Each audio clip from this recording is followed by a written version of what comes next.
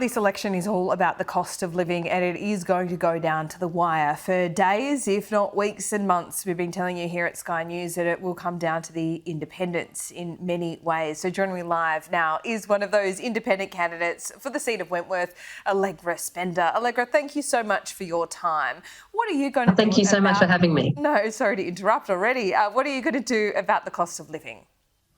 Look, I think that what people are concerned of, and the businesses that I talk to are concerned of, is they're concerned about the long-term prospects for Australia. And I think areas like energy costs they are concerned about, and this is where renewable energy, as one of the cheapest forms of energy, is a great opportunity for people in Wentworth and across the country. And I think if you look at the recent oil price shocks, you look at the petrol price increases, and what the difference that would have been if we'd had a higher uptake of electric vehicles, we would not be subject to those sorts of shocks. So I think absolutely investing in climate and also listening to our businesses right now about what they need, which is absolutely skilled migration, are some of the things that will impact cost of living over time. Well, how are you going to get to that 50% reduction on emissions by 2030?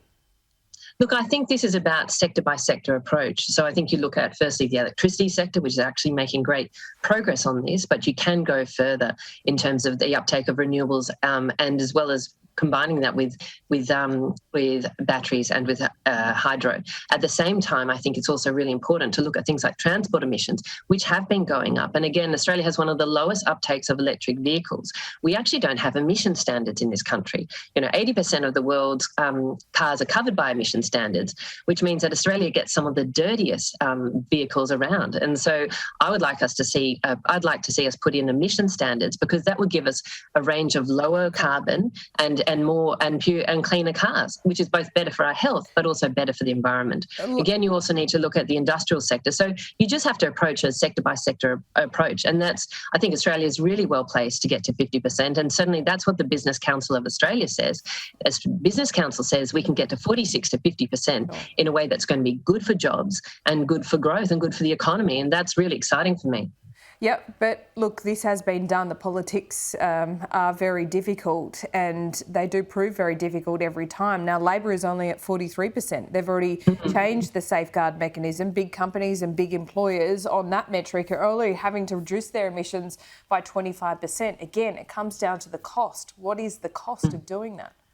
I think we need to look at the cost of not doing this, because Europe is threatening Australia and big emitting countries like Australia that our businesses are going to be taxed by the Europeans, by their exports, because of our carbon intensivity. And again, I come back to the Business Council of Australia. You talk to business, they know where we need to go, and they just are crying out for some policy certainty. Yeah. They're saying this is Australia's economic opportunity. If we reduce emissions, 46 to 50%, they're saying is going to be good for jobs and good for the economy. And I think they've really, they've done the numbers on this, and there've been a wide variety of organisations who've done the numbers on this and see this as an economic opportunity. The key word you use there is certainty. So you've got a different policy to Labor. Labor has a different policy to the government. How are you bringing that certainty? So what I will do is if what I'm seeking, I think, is what the community and business community is seeking, which is absolute policy certainty. And you can say, well, the government's got one target, but when you look at what they did in their budget, where they cut investment in clean energy organisations such as the Clean Energy Finance Corporation, you can see why business is extremely confused about what the government's really after, when they've still got Tony Abbott's climate targets in for 2030. You can see that business does not take the government seriously in relation to its commitment to decarbonisation. Yeah, and internationally, Australia's also being singled out as a country that is not standing on both the economic opportunity as well as what we need to do from an environmental point of view. Yeah, they've gone a bit silent since the war in Ukraine broke out and cost of living pressures have come to the fore. Let me ask you a few things about individuals and households. So would you advocate no use of gas in households, electric vehicles, only solar and batteries? It's pretty expensive. So what I think, we need to do, like anything, we need to do this in a very reasonable and transition, because you're absolutely right. It's really important that whatever we do is actually something that reduces the cost to Australian families rather than increases it. Yeah, now, renewable energy, wind and solar are the cheapest. Families Sorry, wind and solar are the cheapest form of energy for Australian consumers, and so that's the actual opportunity for this country is through the increase of renewables. Again, Australia doesn't get the choice of electric vehicles and low emission vehicles because of a lack of emission standards. So we have higher running costs of our cars compared to those countries that have emission standards and have a better range of vehicles. This is about reducing costs for families, as well as doing the right thing for the environment. And I think that's the biggest fallacy, is that we need to choose between the economy and the environment. We are very lucky in this country, as one of the sunniest, windiest places around. We can do both, and I think that's really exciting for us. It is. You can do both, but in the short term, you have to admit that there is going to be a cost. What is this target going to cost families? Have you done the modelling? Just come back to the Business Council of Australia. They're the ones who are saying that this is going to be better for families and better for the environment. They're not asking to be elected, to be fair. So have you done modelling on what the cost would be? What would each household in your electorate have to pay for this policy? So I think, they can get reduced costs in terms of their electricity bills. I mean, you talk about costs. You look at what's just happened in petrol prices. This is what's affecting our community right now. It's the increase in foreign petrol. So this is money that's going offshore. It's a security risk because we're importing, foreign oil, and we have seen the risk of being vulnerable to foreign energy. We could instead be having a much greater increase in terms of electric, supply of vehicles, or hybrids, or those sorts of things that would lower costs to Australian families right now. And if the parties had taken more of a stance on this, we would be less vulnerable to some of the cost of living pressures that we're facing this very moment. Okay, so let's be clear. Your 50% reduction in emissions target is going to actually save families. Absolutely. In the next term of government. How much? Yes, absolutely. How much? How much a week? It depends on it would depend on the family, and it depends on the circumstances. But the modelling is to say that this can save literally thousands of dollars. I think a car, the lifetime of a car, that can save, again, thousands of dollars for Australian families. And I think that's really exciting for Australian families. That's double the price of a conventional car first. I mean, that's not so. I think this is the opportunity where government, if it does the right sort of policies to encourage electric vehicle uptake, it can actually reduce some of those upfront costs, as well as reduce consumers get the benefit of that. A government taxpayer subsidy.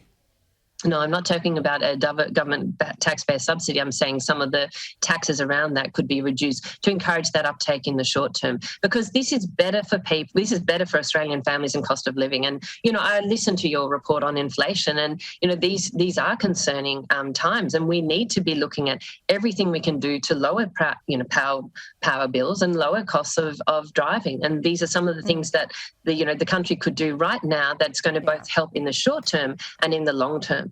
You talk to families who have solar on their roof, and they get the benefit of those lower power bills, and that's absolutely really important for them. So that's how you sort of help people in the long term in terms of cost of living. Are you talking about the luxury car tax?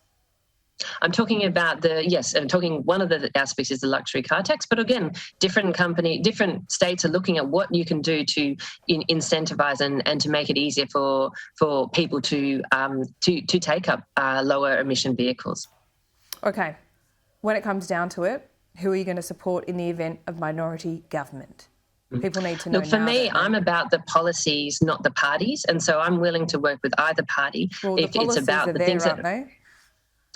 So I think if it comes to a hung parliament, I think there'll be a lot of negotiation room, because I think both parties really strongly want to be in power. And my commitment is to negotiate on what is important to the community of Wentworth, which is climate, integrity, and a future-focused economy being some of the key issues. And then on every single issue by issue in the parliament, I will vote with my community. And I am the only candidate standing in Wentworth who can say that, who can truly say, I will stand up for my community every single time. But Labor has never, ever held the seat of Wentworth. They've never voted for a Labor government, but you are saying that you would support them.